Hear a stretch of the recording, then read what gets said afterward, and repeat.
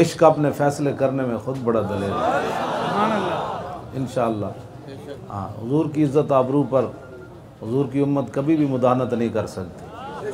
हाँ, मेरे आका व मौला की उम्मत जैसी भी है, लेकिन इस मसले में ऐसी है कि दुनिया देख लेगी इंशाअल्लाह। किसी को जो गलत फहमी है इंशाअल्लाह वो दूर हो जाएगी। जाते हुए भी मुस्कराना नहीं है, आते हुए भी नहीं है, नमाज़ पढ़नी है, फिर वापस आ जाना है और दुआ मांगनी है, हुज़ूर हमारी कुर्बानी कबूल फरमा लो। बस ये दुआ आज मांगे। जाना तो वैसे भी है ना।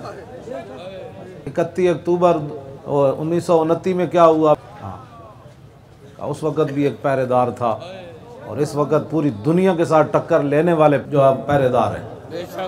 उस वक़्त तो एक अंग्रेज़ों से टक्कर ली ना, तो अब जो ये टक्कर है पूरी दुनिया से है, यहाँ के लिबरलों से भी, मुनाफिकों से भी और पूरी दुनिया के। उन्होंने कहा हम ये फैसला ऐसे करवाएंगे, तो हम खड़े हो गए, फिर हम ऐसे करेंगे।